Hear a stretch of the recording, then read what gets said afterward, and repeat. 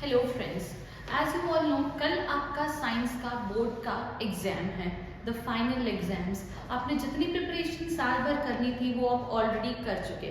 अब कल के वो 3 घंटे, those 3 hours that you attempt your paper tomorrow will determine your marks in science।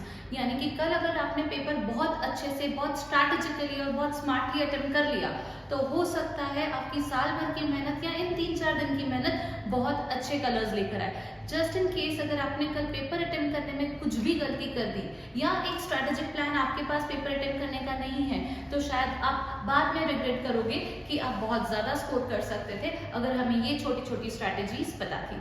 Right, तो जब हम लोग कल का पेपर अटेम्प्ट करने जाएंगे यानी कि 10th बोर्ड साइंस का पेपर अटेम्प्ट करने जाएंगे तो हमें ध्यान रखना है कि हमारे पास 3 क्वेश्चंस 5 मार्क के आएंगे और ये जो 3 क्वेश्चंस हमारे पास 5 मार्क के आएंगे ये हमें सीधे सीधे 15 मार्क्स देंगे।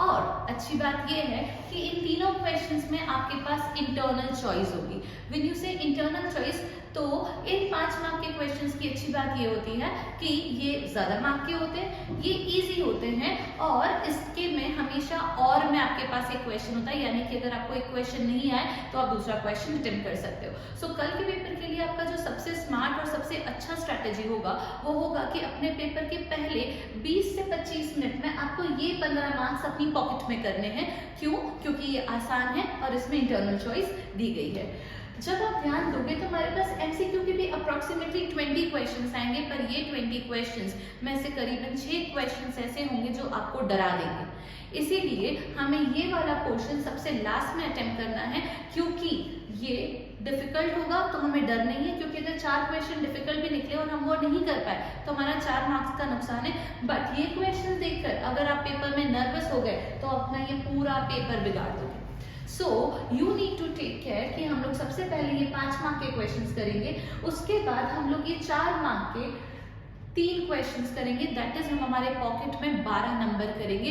इन 4 मार्क के 3 क्वेश्चंस का फायदा ये है कि क्वेश्चन से रिलेटेड 70% इंफॉर्मेशन आपको केस में दे के रखिए, यानी कि क्वेश्चन में ही आपके आंसर्स भी छुपे हैं। यानी कि अगर ये 15 नंबर और ये 12 नंबर 15 + 12 दैट मेक्स 27, अगर ये मार्क्स आपने अपने अंदर कर लिए तो जिन बच्चों को आज की डेट में ये डर लग रहा है कि कहीं हम फेल ना हो जाए, उनके फेल होने की प्रोबेबिलिटी बिल्कुल खत्म हो जाएगी, बिकॉज आपने ये 27 नंबर मार्क्स अपने पॉकेट में पहले 40 मिनट्स या 45 मिनट्स में कर लिए हैं।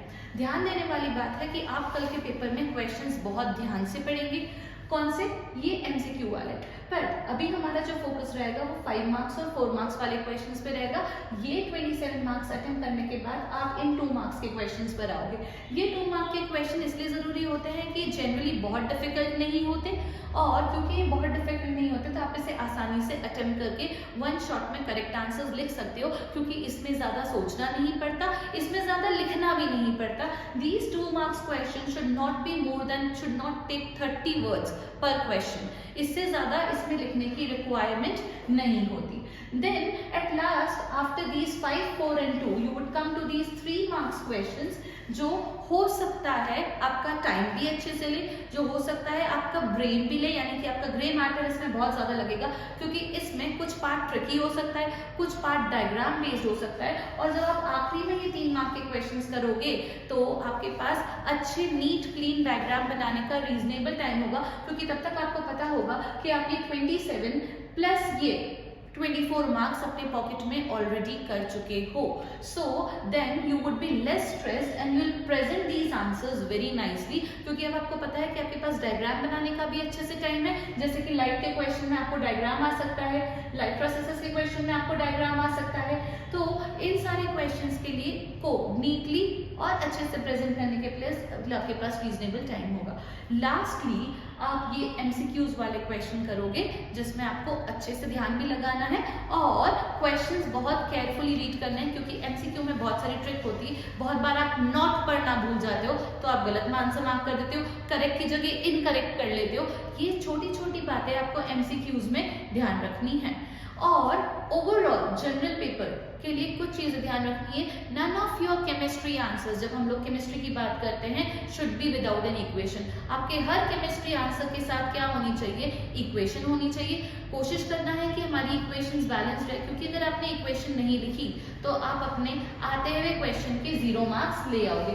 फिजिक्स में वेरेवर नेसेसरी आपको रे डायग्राम्स बनाने हैं, आपको कोई अलग से कान में आकर नहीं बताएगा कि रे डायग्राम बनाने हैं, वेरेवर रिक्वायर्ड आपको रे डायग्राम्स बनाने हैं। जिन क्वेश्चंस में रिक्वायर्ड है आपको यूनिट्स लिखनी है, आपके फाइनल आंसर्स न्यूमेरिकल पे एक बॉक्स बनाना है, बॉक्स के बाहर लिखना है ANS, ताकि इवैल्यूएटर को आपका पूरा आंसर पढ़ने की जरूरत ना पड़े और वो आपके ANS को देखकर आपको पूरे मार्क्स देगी। अगर ये छोटी छोटी चीजें, क्वेश्चंस ध्यान से पढ़ना, केमिस्ट्री के सारे आंसर्स में इक्वेशंस लिखना, फिजिक्स के सारे आंसर्स में बॉक्स बनाना, आंसर के मेन पॉइंट्स को बोल्ड में लिखना, सारे आंसर्स बुलेट्स में लिखना, आंसर शॉर्ट, इजी लैंग्वेज और स्ट्रेट फॉरवर्ड लिखना। अगर आप ये छोटी छोटी चीजें ध्यान रखेंगे then you definitely score then more than what you expect, because अगर आपका पेपर बहुत स्ट्रैटेजिकली प्लान होगा तो आपके जो मार्क्स रहेंगे वो रिक्वायरमेंट से ज्यादा ही आएंगे और जितना आपसे एक्सपेक्टेड है उससे बहुत ज्यादा आएंगे और बहुत अच्छे आएंगे।